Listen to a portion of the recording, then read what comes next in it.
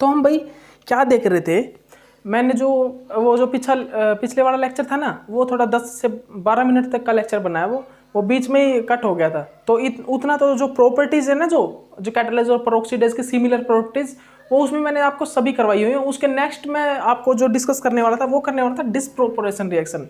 यहाँ कैटालाइज और जो पेरोक्सीडेज होता है, यहाँ पर एक डिस्प्रोपोर्शन रिएक्शन आती है। वो किस प्रकार भाई, वो कैटालाइज में होती है, पेरोक्सीडेज में होती है, ठीक है। लेकिन वो हम काउंट करेंगे ओनली, वो देखेंगे वो डिस्प्रोपोर्शन रिएक्शन जो है ना, वो होती है भाई एक ही सबस्ट्रेट मॉलिक्यूल के साथ ऑक्सीडेशन और रिडक्शन होना। जैसे कि हमारा ये एक सबस्ट्रेट मॉलिक्यूल है, ठीक है, इस ही सबस्ट्रेट मॉलिक्यूल के साथ क्या होना, ऑक्सीडेशन भी होना, रिडक्शन भी होना। अगर ऐसे आ गया भाई, एक के साथ तो हो रही है ऑक्सीडेशन, और जो रिडक्शन हो रहा है वो हो रही है भाई इसके साथ। ऑक्सीडेशन जो हो रहा है इसके साथ हो रहा है, इसको ऑक्सीडेशन करवा रहे हैं, इसको रिडक्शन करवा रहे हैं मान लो, तो ये मतलब डिस्प्रोपोर्शन रिएक्शन नहीं कहलाएगी। डिस्प्रोपोर्शन रिएक्शन कहलाएगी वो जो एक ही सबस्ट्रेट मॉलिक्यूल के साथ ऑक्सीडेशन भी और रिडक्शन भी करवा रहा हो, वो रिएक्शन, ठीक है। जैसे कि यहाँ पर क्या हो रहा है, H2O2, यहाँ पर क्या हो रहा है, O2 0 में, मतलब कि इलेक्ट्रॉन निकले ना, तो ये ऑक्सीडेशन हुआ भाई, यहाँ से इलेक्ट्रॉन निकले हैं। यहाँ पर क्या हुआ है, देखो यहाँ पर जो है इंक्रीज हुआ है, यहाँ पर रिडक्शन हुआ है भाई, यहाँ पर इंक्रीज, यहाँ पर क्या था भाई, एक नेगेटिव चार्ज था ना, अब जो है ऑक्सीजन पे कितना है, 2 नेगेटिव चार्ज है। एक यहाँ पर तो क्या है, एक ऑक्सीजन पर 1 नेगेटिव चार्ज है, यहाँ पर क्या है, 1 ऑक्सीजन पर 2 नेगेटिव चार्ज है। अगर इनको ब्रेक करवाते हैं तो देखिए इनके अकॉर्डिंग कितना है भाई चार्ज, 2 नेगेटिव है ना, 2 नेगेटिव है चार्ज। तो देखिए यहाँ पर क्या हुआ है, एक नेगेटिव से मतलब कंपैरिजन करें कि यहाँ पर तो 2 ऑक्सीजन पर 1 चार्ज है, वहाँ पर एक ही ऑक्सीजन पर 2 नेगेटिव चार्ज है, मतलब कि वहाँ पर इंक्रीज हुआ है नेगेटिव चार्ज, मतलब यहाँ पर क्या हुआ है, रिडक्शन हुआ है। यहाँ पर क्या है भाई, यहाँ पर क्या है, एक ऑक्सीजन पर 1 नेगेटिव चार्ज है, वहाँ पर ठीक है, एक ऑक्सीजन पर कितना है, वहाँ पर 0 चार्ज है, मतलब कि 2 ऑक्सीजन पर क्या है, टोटल 2 नेगेटिव चार्ज है ना, वहाँ पर 2 ऑक्सीजन पर 1 भी चार्ज है, मतलब 1 भी इलेक्ट्रॉन नहीं है। तो भाई ऊपर वाली में क्या हो रहा है, ऑक्सीडेशन, क्योंकि इलेक्ट्रॉन का लॉस हो रहा है इलेक्ट्रॉन का। यहाँ पर क्या हो रहा है, इलेक्ट्रॉन इंक्रीज हो रहा है कंपेयर, मतलब 2 ऑक्सीजन पे यहाँ पर 2 ऑक्सीजन पे 2 नेगेटिव चार्ज है, यहाँ पर सिंगल ऑक्सीजन पर 2 नेगेटिव चार्ज है, तो यहाँ पर इलेक्ट्रॉन इंक्रीज हो रहा है, इसलिए ये रिडक्शन हो रहा है, ठीक है। तो हम देखेंगे कैटालाइज में कि भाई जो एक ही सबस्ट्रेट मॉलिक्यूल के साथ ये दोनों रिएक्शन, मतलब कि ऑक्सीडेशन और रिडक्शन हो रहा है, रिडॉक्स रिएक्शन हो रहा है, तो उस रिएक्शन को हम बोलते हैं डिस्प्रोपोर्शन रिएक्शन। क्या बोलते हैं, डिस्प्रोपोर्शन रिएक्शन। तो भाई ये सिमिलरिटीज भी बोल सकते हैं कि कैटालाइज और पेरोक्सीडेज में आती है, बट मैंने स्टडी किया ना, तो मैंने देखा कि भाई कैटालाइज में तो ऐसा हो रहा है, लेकिन पेरोक्सीडेज में ऐसा नहीं हो रहा, ठीक है। कैटालाइज में तो भाई ये डिस्प्रोपोर्शन रिएक्शन हो रही है बस, बट पेरोक्सीडेज में नहीं होगी, क्योंकि पेरोक्सीडेज में एक सिमिलर सबस्ट्रेट, मतलब कि एक सबस्ट्रेट मॉलिक्यूल नहीं है ना, सेम सबस्ट्रेट मॉलिक्यूल नहीं है, वहां पर डिफरेंट सबस्ट्रेट मॉलिक्यूल यूज हो रहा है सेकंड टाइम पे, ठीक है। ओके, तो चलिए अब हम स्टार्ट कर देते हैं भाई। ये मैंने डिस्प्रोपोर्शन रिएक्शन के बारे में बता दिया कि एक सिमिलरिटीज भी होती है, ये वाली सिमिलरिटीज भी होती है, ठीक है। उसके बाद देखिए मैं आपको क्वेश्चन करवाता हूँ, ठीक है। क्वेश्चन क्या होगा देखना आप, क्वेश्चन किस प्रकार, भाई आप एक लाइन खींच लो बीच में इस प्रकार, ये एक लाइन खींच लो, यहां पर लिख लो कैटालेज, कैटालेज, यहां पर लिख लो पेरोक्सीडेज, पेरोक्सीडेज, यहां पर लिख लो कैटालेज और यहां पर लिख लो पेरोक्सीडेज। अब देखना आप डिफरेंस, अब देखना आप डिफरेंस, क्या देखेंगे हम यहां पर, अब डिफरेंस देखना क्या होगा भाई। यहां पर देखो डिफरेंस देखना इन दोनों में, जो कैटालेज में है ना भाई, कैटालेज में एक कैटालेज जो होता है ना वो 2H2O2 से रिएक्ट करता है। क्या करता है, catalase, catalase react with 2H2O2, 2H2O2 से रिएक्ट करके क्या बनाता है भाई, कैटालेज निकल जाता है वापिस साइकिल से बाहर, कैटालेज वापिस साइकिल से बाहर निकल जाता है, प्लस H2O प्लस, मतलब कि प्लस 2H2O और प्लस ऑक्सीजन रिलीज करता है। ऑक्सीजन क्या निकालता है, कैटालेज बाहर निकल जाता है, 2H2O रिलीज हो जाता है और ऑक्सीजन रिलीज कर देता है, और ऑक्सीजन रिलीज करता है, ठीक है। तो तो भाई ये है कैटालेज की रिएक्शन एक प्रकार से। तो हम इसमें क्या बोल रहे हैं भाई, कैटालेज में ना एक कैटालेज के साथ 2H2O, एक कैटालेज 2H2O को डिकम्पोज कर देता है या 2H2O2 मॉलिक्यूल के साथ रिएक्ट होता है, रिएक्शन करता है। बट पेरोक्सीडेज में डिफरेंट है कुछ। पेरोक्साइड से ना पेरोक्सीडेज एंजाइम कुछ डिफर रिएक्शन करता है। वो क्या करता है कि भाई पेरोक्सीडेज जो है उसका, पेरोक्सीडेज में क्या होता है, पेरोक्सीडेज में जो है एक तो H2O2 मॉलिक्यूल होता है, एक H2O2 मॉलिक्यूल ना पेरोक्सीडेज के साथ रिएक्शन करके क्या बनाता है भाई, इंटरमीडिएट फर्स्ट, ठीक है। और वो जो इंटरमीडिएट होता है ना, ये इंटरमीडिएट फर्स्ट जो बनता है यहाँ पर, वो इंटरमीडिएट फर्स्ट रिएक्ट करता है किसके साथ, एक AH2, एक रिड्यूस्ड फॉर्म के साथ। ये रिड्यूस्ड फॉर्म जो है ये क्या है भाई, ये एक ऑर्गेनिक और इनऑर्गेनिक सबस्ट्रेट मॉलिक्यूल है। क्या है भाई ये ऑर्गेनिक या फिर एक इनऑर्गेनिक या फिर एक इनऑर्गेनिक सबस्ट्रेट मॉलिक्यूल है, सबस्ट्रेट मॉलिक्यूल है। ये क्या है भाई, ये एक इनऑर्गेनिक और ऑर्गेनिक सबस्ट्रेट मॉलिक्यूल है, ठीक है। जो पेरोक्सीडेज है वो 1H2O2 के साथ रिएक्शन करता है और जो है एक इंटरमीडिएट बनाता है। वो इंटरमीडिएट जो है हमारा एक रिड्यूस्ड फॉर्म ऑफ इनऑर्गेनिक या ऑर्गेनिक सबस्ट्रेट मॉलिक्यूल के साथ रिएक्ट करता है और उस रिड्यूस्ड फॉर्म को ऑक्सीडाइज कर देता है, ठीक है, उसको ऑक्सीडाइज कर देता है और जो हमारा साइकिल में वापस पेरोक्सीडेज बाहर निकल जाता है। और साइकिल में जो हमारा वापस पेरोक्सीडेज जो होता है वो बाहर निकल जाता है और जो रिड्यूस्ड फॉर्म होती है ये ऑर्गेनिक इनऑर्गेनिक सबस्ट्रेट मॉलिक्यूल उसको ऑक्सीडाइज्ड कर देता है। उसको क्या कर देता है, उसको जो है वो ऑक्सीडाइज्ड कर देता है, ठीक है, उसको वह ऑक्सीडाइज्ड कर देता है, ठीक है, ऑक्सीडाइज्ड, और वाटर बाहर निकल जाता है और हमारा जो वाटर बाहर निकल जाता है, ठीक है, क्या निकल जाता है, वाटर बाहर निकल जाता है।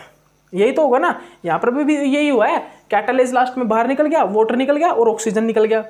ऑक्सीजन क्यों, क्या किया इसने क्या किया भाई, इसने H2O2 था ना, उसको डिकम्पोज करके उसको ऑक्सीजन में चेंज कर दिया।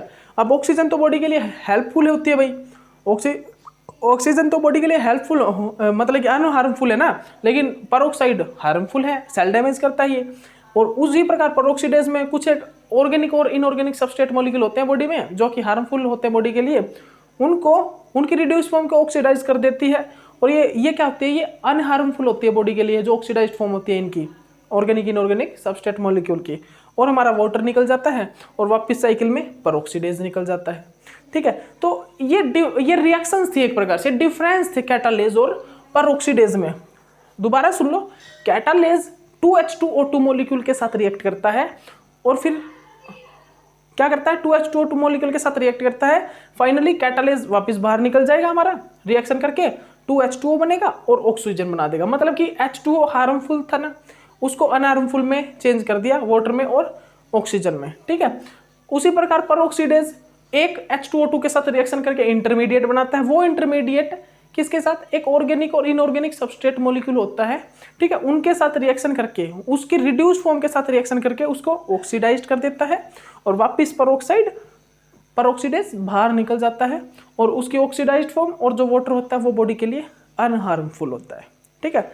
और यहाँ पर भी भाई पहले कैटालेज रिएक्ट करेगा 1H2O2 के साथ, इंटरमीडिएट बनेगा, वो इंटरमीडिएट दोबारा H2O2 मॉलिक्यूल के साथ रिएक्शन करेगा, ठीक है। तो यही चीज़ बताना चाह रहा था मैं कि यहाँ पर डिफरेंस यही है, यही यहाँ पर डिफरेंस आता है कि यहाँ पर तो डिस्प्रोपोर्शन रिएक्शन आ रही है, यहाँ पर तो भाई disproportion reaction comes, yes, disproportion reaction हो रही है बिकॉज दोनों ही रिएक्शन, मतलब कि यहाँ पर 2H2O2 मॉलिक्यूल यूज हो रहे हैं ना, तो भाई एक बार तो H2O2 के साथ होगा ऑक्सीडेशन और एक बार क्या होगा, रिडक्शन। और वो किस प्रकार होगा देखना आप भाई, कैटालेज आप रफ कर रहा हूँ, ठीक है, इसको रफ कर रहा हूँ भाई, ठीक है, इसको मैं रफ कर रहा हूँ, पॉइंट डाल लेना, पॉइंट नंबर 2, ठीक है, पॉइंट नंबर 2 डिस्प्रोपोर्शन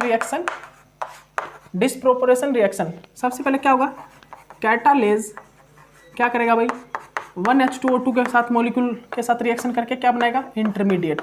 फर्स्ट, वो इंटरमीडिएट फर्स्ट H2O2 के साथ अगेन रिएक्ट करेगा, ठीक है, और क्या बनाएगा 2H2O plus O2 0 plus catalase. तो यहाँ पर क्या हुआ भाई, जो फर्स्ट टाइम हुआ है ना, सबसे पहले जो क्या हुआ, ऑक्सीडेशन हुआ, ठीक है, जो H2O2 है वो चेंज हुआ किस चीज़ में, O2 में, ठीक है, ये क्या हुआ भाई, सबसे पहले ऑक्सीडेशन हुआ, ठीक है। उसके बाद सेकंड इंटरमीडिएट जब H2O2 के साथ दोबारा रिएक्शन हुई ना, जब उसके बाद क्या हुआ, रिडक्शन हुई, मतलब कि इन दोनों प्रोसेस में ना ऑक्सीडेशन और रिडक्शन होगी भाई। ये ऑक्सीडेशन दिख रहा है ना तुमको, ये ऑक्सीडेशन हुआ तो ऊपर वाले में रिडक्शन होगी, ऊपर वाले प्रोसेस में रिडक्शन होगी। मतलब कि मेरा कहने का मतलब यही है कि H2O2 के साथ ऑक्सीडेशन और रिडक्शन दोनों होगी एक ही सबस्ट्रेट मॉलिक्यूल के साथ। ये एक ही तो सबस्ट्रेट मॉलिक्यूल है, एक ही टाइप का सबस्ट्रेट मॉलिक्यूल है ना, one type of substrate molecule showing A oxidation or reduction, both type of reaction in one reaction. So this type reaction is showing the disproportion reaction. This type reaction is called as the disproportion reaction, ठीक है।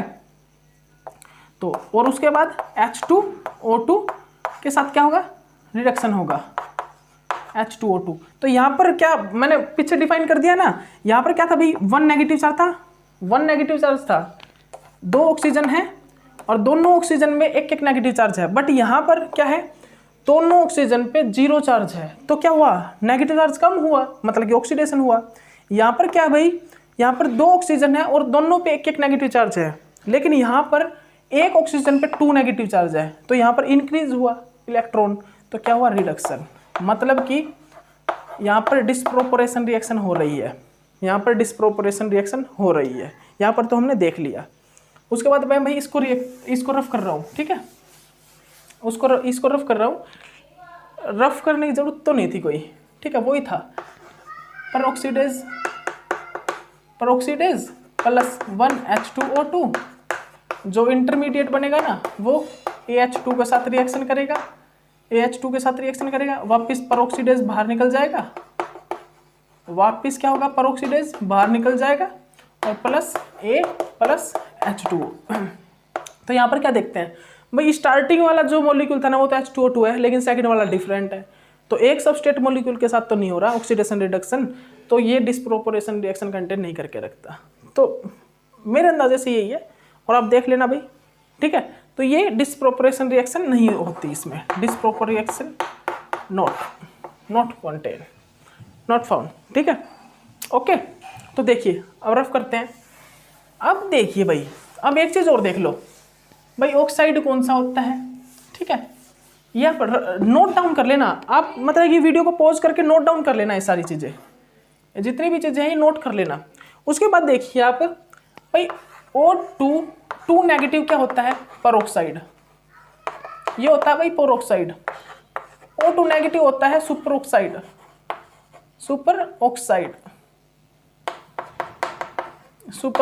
ठीक है।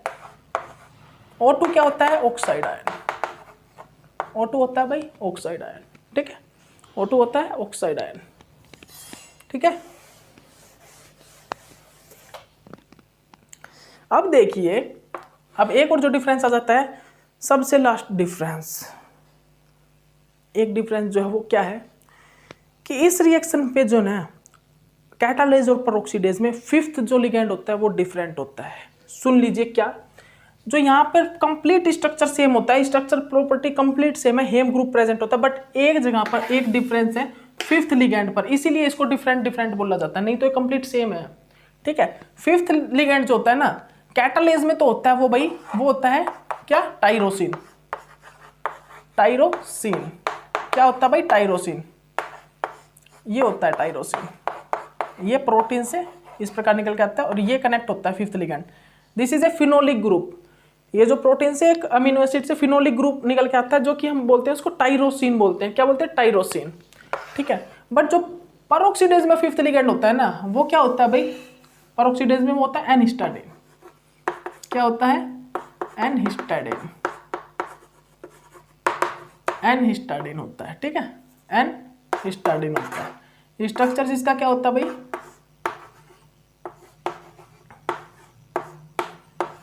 ये connect होता है iron के साथ और ये इस प्रकार यहाँ से प्रोटीन से आता है, ठीक है। प्रोटीन से, ठीक है, ये यहाँ से प्रोटीन से कनेक्टेड होता है। तो ये जो दो लिगेंड होते हैं ना, ये डिफरेंट होते हैं किसमें, कैटालेज और पेरोक्सीडेज में। किसमें भाई, कैटालेज और पेरोक्सीडेज में, ठीक है। ओके, चलिए रफ कर दीजिए, नोट डाउन कर लो, दोनों स्ट्रक्चर बना लो। ये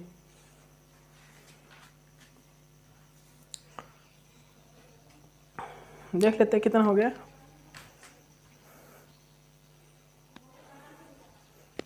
कोई दिक्कत नहीं है, अभी हमारे पास कंप्लीट 20 मिनट, जल्दी से जल्दी कंप्लीट करते हैं इस लेक्चर को। कैटालेज को तो कंप्लीट करते हैं, कैटालेज के मैकेनिज्म पे आ जाएंगे अगर नेक्स्ट लेक्चर में आएंगे तो, नहीं तो कैटालेज को जल्दी से करते हैं, ठीक है। ओके, रफ कर दो।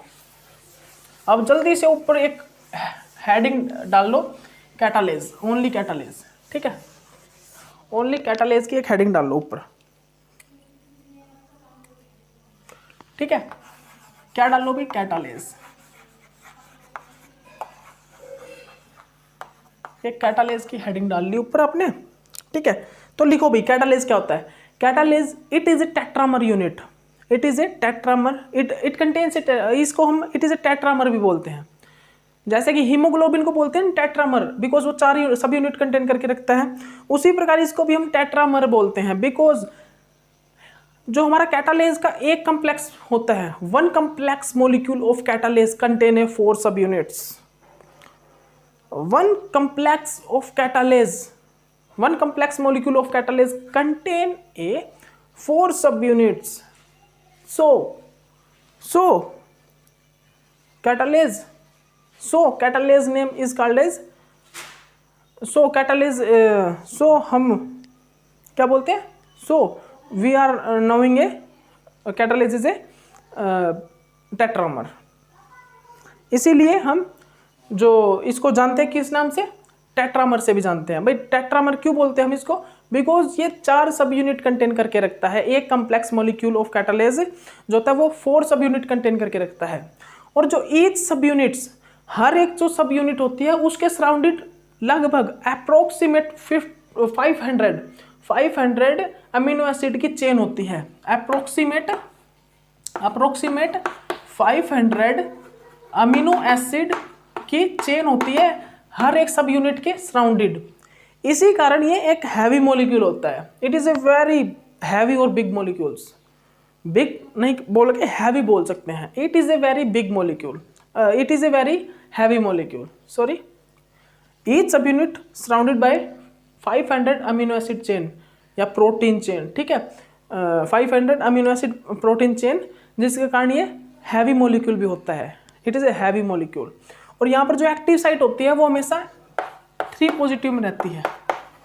यहाँ पर जो एक्टिव साइट होती है वो किस फॉर्म में रहती है भाई, 3 पॉजिटिव फॉर्म में। यहाँ पर जो एक्टिव साइट होती है वो हमेशा 3 पॉजिटिव ऑक्सीडेशन स्टेट फॉर्म में रहती है, ठीक है। ओके, अब देखिए स्ट्रक्चर, अब देखिए भाई स्ट्रक्चर। अब हम कैटालेज का कौन सा स्ट्रक्चर पढ़ते हैं, ये बात लिख लो, नोट डाउन कर लो, मोस्ट इंपोर्टेंट क्वेश्चन आ जाएगा भाई।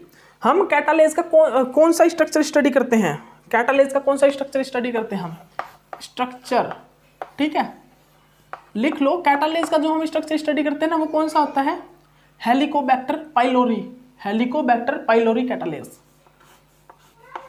हेलिकोबैक्टर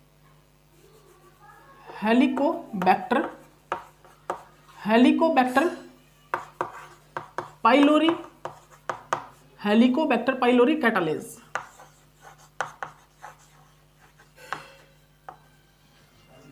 इसके बाद हम क्या देखते हैं, यहाँ पर देखते हैं हम जो स्ट्रक्चर स्टडी करते हैं किस चीज का, कैटालेज का, वो कौन सा होता है, हेलिकोबैक्टर पाइलोरी कैटालेज।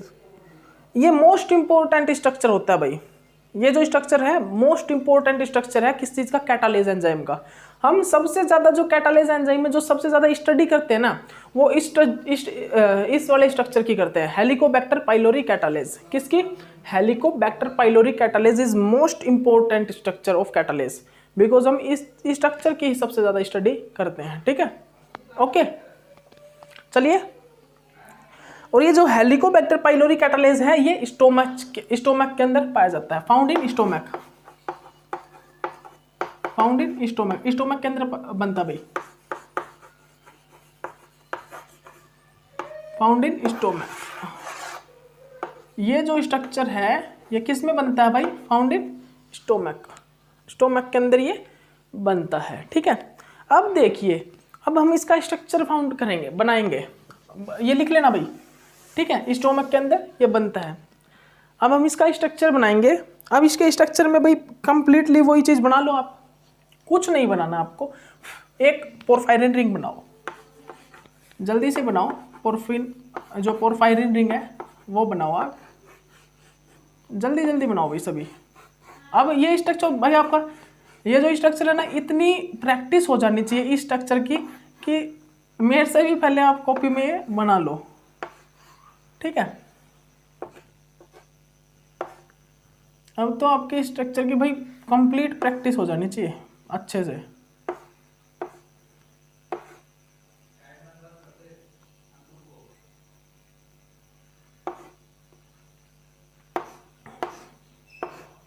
ठीक है, हो गया। इसके बाद यहाँ पर रख दीजिए आप आयरन, और यहाँ पर आयरन जो हमेशा 3 पॉजिटिव ऑक्सीडेशन स्टेट में रहता है भाई, OH2। और यहाँ पर जो मैंने क्या बताया था, टाइरोसिन।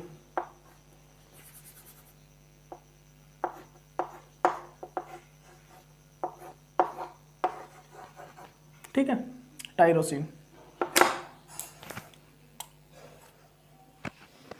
लीजिए भाई, चौक भी हो गया ख़त्म, इसको साइड में रख देते हैं। चौक हो गया ख़त्म, ठीक है। अब देखिए भाई क्या है,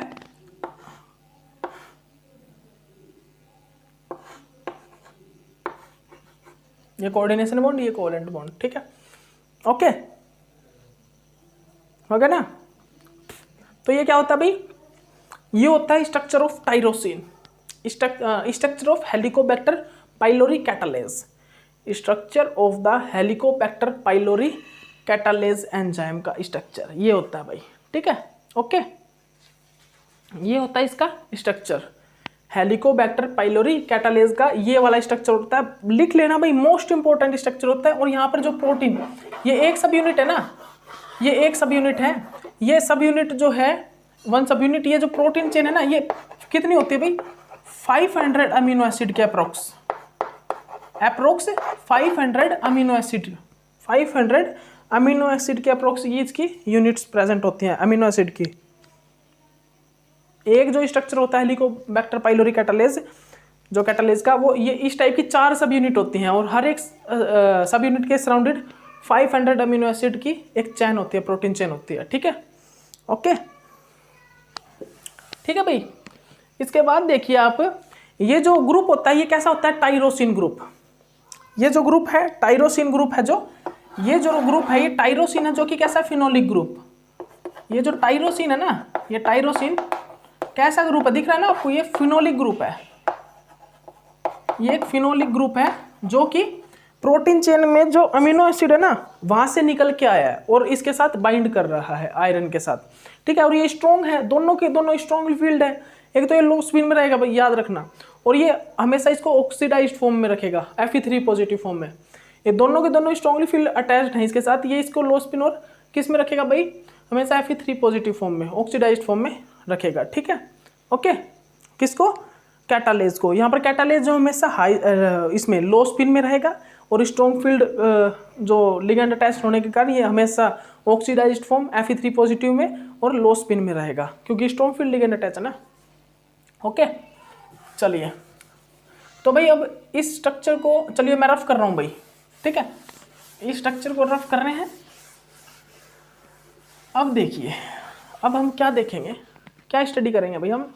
अब देखिए आप, अब जो हम यहाँ पर स्टडी करेंगे कि मैकेनिज्म, अब हम जो मैकेनिज्म देखेंगे किस चीज़ का, कैटालेज का।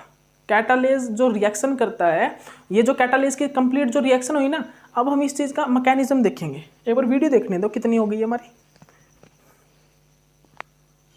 चलिए ठीक है, 9 मिनट है, जल्दी से कर लेते हैं। कैटालेज पेरोक्सीडेज एंजाइम का मैकेनिज्म जो है, अब देखिए उस मैकेनिज्म में, वो मैकेनिज्म थोड़ा भाई उसमें बार बार ये स्ट्रक्चर वगैरह बनाने पड़ेंगे, तो वो स्ट्रक्चर मैं कंप्लीट नहीं बनाऊंगा। देखिए बार बार ये जो स्ट्रक्चर है ना, वो कंप्लीट नहीं बनाऊंगा मैं। वो स्ट्रक्चर मतलब कि वो नाइट्रोजन वाले बना दूंगा मैं, नाइट्रोजन वो कंप्लीटली जो कनेक्टेड रहते हैं वो, और 5th और जो ये हमारा 6th कोऑर्डिनेशन है, साइड पर जो लिगैंड अटैच है वो बनाऊंगा और उसके साथ रिएक्शन करके दिखाऊंगा आपको।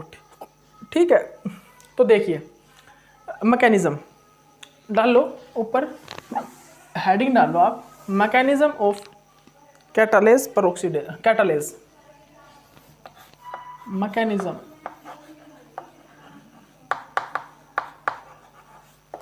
यहाँ पर एक ऐसी स्टेज आती है भाई जहाँ पर ना आयरन किसमें 5 ऑक्सीडेशन स्टेट आती है आयरन की, लेकिन वो स्टेबल ना होने के कारण जो हमारा रिंग होता है ना पोरफायरिन रिंग, वो इलेक्ट्रॉन दे के उसको, और वो आयन रेडिकल, जो आयन रेडिकल होता है कटायन रेडिकल फॉर्मेशन करता है। कटायन नहीं, रुकिए एक मिनट, हाँ कटायन रेडिकल, क्योंकि पॉजिटिव चार्ज ही होता है ना, कटायन रेडिकल की फॉर्मेशन करता है। यहाँ पर एक वो आएगी स्टेप आएगा, एक स्टेप ऐसा आएगा, ठीक है, प्रोसेस में, मैकेनिज्म में, मैकेनिज्म ऑफ कैटालेज।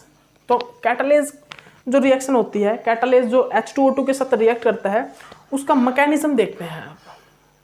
उसके मैकेनिज्म में किस प्रकार क्या होता है भी, फर्स्ट स्टेप में, सेकंड स्टेप में क्या किस प्रकार ये रिएक्शन करते हैं, ठीक है, ये देखेंगे अब, ठीक है, ओके। एक मिनट रुकिए।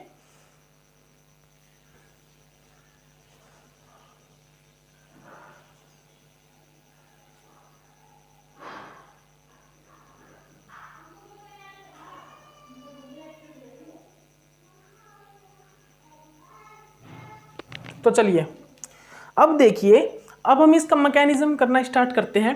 तो देखिए मैकेनिज्म आप लिखिए भाई, ये कुछ नहीं करना आपको, ये स्ट्रक्चर बना लो, इस प्रकार स्ट्रक्चर बना लो।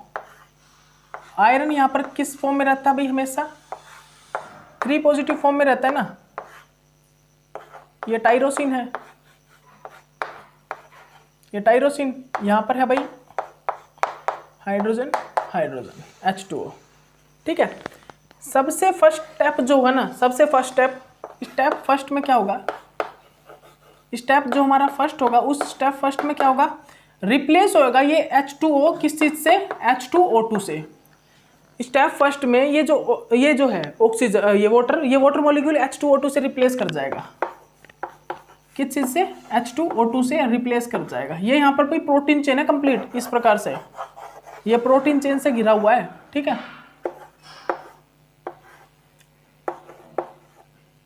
रिप्लेस हो जाएगा, और यहाँ पर क्या आ जाएगा भाई, रिप्लेस होके इस प्रकार ये वाटर, ठीक है, और यहाँ पर क्या है, टाइरोसिन, वो टाइरोसिन मॉलिक्यूल, ये इस प्रकार यहाँ पर गिरा हुआ है। ये हो गया हमारा स्टेप फर्स्ट, ठीक है, ये क्या हो गया अभी, हमारा स्टेप फर्स्ट हो गया कंप्लीट।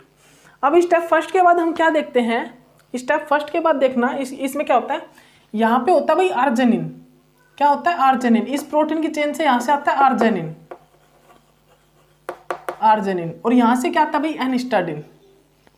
मैं इसको एक बार मैकेनिज्म जो लिखा हुआ है ना मैंने, ये इसको मैं मिटा रहा हूँ, ठीक है, ठीक है, इस आप लिख लेना मैकेनिज्म को, मैकेनिज्म,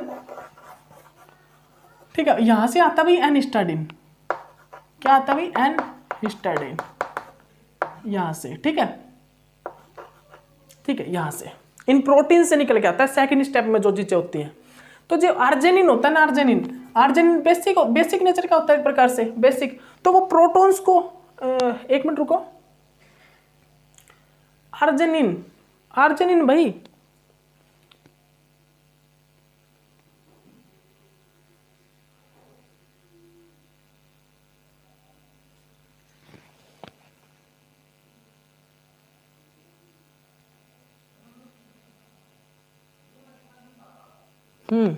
सही है। जो आर्जिनिन बेसिक नेचर नहीं, आर्जिनिन एक प्रकार से एसिडिक नेचर है, और जो आर्जिनिन का एसिडिक प्रोटॉन क्या है भाई, जो हमारा आर्जिनिन का एसिडिक प्रोटॉन है ना, वो इस ऑक्सीजन के साथ इंटरेक्ट करता है, क्या करता है सेकंड स्टेप में, तुम समझना ध्यान से, यहाँ पर इसकी जो आयरन की जो ऑक्सीडेशन स्टेट है वो कितनी है, +3। तो जो आर्जिनिन का हाइड्रोजन होगा, एसिडिक है ना ये आर्जिनिन का एक हाइड्रोजन होगा, हाइड्रोजन आर्जिनिन में से आएगा, वो हाइड्रोजन है ना जो इसके साथ इंटरेक्ट करेगा, ठीक है, इसके साथ इंटरेक्ट करेगा, ठीक है, ये क्योंकि ये तो एसिडिक नेचर है, प्रोटॉन एसिडिक नेचर है ना ये, तो ये इसके साथ इंटरेक्ट करके इसके साथ बॉन्ड बना लेगा। सेकंड स्टेप में क्या करेगा भाई, ये इसके साथ इसके साथ ये हाइड्रोजन इंटरेक्ट करके क्या करेगा, ये बॉन्ड बना लेगा। ठीक है, बॉन्ड बना लेगा इस प्रकार। और अब ऑक्सीजन पे क्या आ गया भाई, पॉजिटिव चार्ज। ऑक्सीजन पे क्या आ गया, पॉजिटिव चार्ज। और जो ये वाला हाइड्रोजन है, ये हाइड्रोजन, इस हाइड्रोजन के साथ भाई एनहिस्टाडीन, जो एनहिस्टाडीन क्या करेगा, एनहिस्टाडीन वाला जो नाइट्रोजन है ना वो इंटरेक्ट करेगा और इसके साथ क्या करेगा, जो नाइट्रोजन बॉन्ड बना लेगा। नाइट्रोजन अपने नोल पे इलेक्ट्रॉन देगा, नाइट्रोजन इसके साथ बॉन्ड हो जाएगा इस हाइड्रोजन के साथ। अब देखिए, अब यहाँ पर ऑक्सीजन तो कभी भी भाई पॉजिटिव चार्ज नहीं रखेगा, तो यहाँ से क्या होगा, वाटर निकल जाएगा। यहाँ से क्या होगा भाई, वाटर निकल जाएगा। क्या निकलेगा, वाटर, H2O निकल जाएगा। अब इस ऑक्सीजन पे आ गया पॉजिटिव चार्ज, यहाँ पर क्या आ गया भाई, पॉजिटिव चार्ज। मैं आपको इस एक ही स्ट्रक्चर के अंदर कंप्लीट करके बता रहा हूँ। ठीक है, आप कंप्लीट बना लेना ये। ठीक है, इस एक स्ट्रक्चर के अंदर बता रहा हूँ मैं सारी चीजें आपको। ठीक है, उसके बाद क्या होगा, वाटर निकल गया भाई, क्योंकि वाटर में कभी भी ऑक्सीजन पे पॉजिटिव चार्ज थोड़ा ना होगा, वो न्यूट्रल होने के लिए इलेक्ट्रॉन लेगा, तो उसने इस ऑक्सीजन से ले लिया।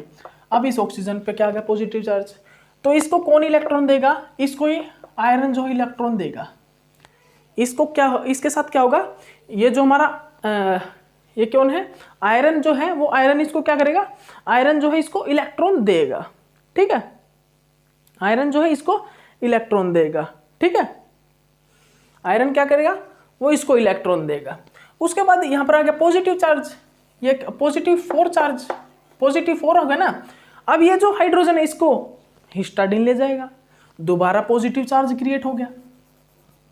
दोबारा क्या हो गया भाई, दोबारा क्या हो गया, नाइट्रोजन के ऊपर क्या आ गया भाई, ऑक्सीजन के ऊपर पॉजिटिव चार्ज आ गया। अगेन ये एक और इलेक्ट्रॉन ले लेगा, अगेन ये एक और इलेक्ट्रॉन ले लेगा, और ये किसके ऊपर क्या आ जाएगा चार्ज, +5। क्या आ जाएगा इसके ऊपर, कंप्लीट चार्ज जो आ जाएगा इसके ऊपर, वो आ जाएगा हमारा +5 चार्ज आ जाएगा। ठीक है, इसके ऊपर जो कंप्लीट चार्ज आ जाएगा वो क्या आ जाएगा भाई, +5 आ जाएगा। और ये जो स्ट्रक्चर फिर फॉर्म होगा ना, ये जो स्ट्रक्चर फॉर्म अप होगा वो कैसा होगा, ये देख लेना आप, स्ट्रक्चर जो फॉर्म अप होगा वो कैसा होगा, ये डबल बॉन्ड हो, ये इस प्रकार से, और यहाँ पर आ गया +5 चार्ज।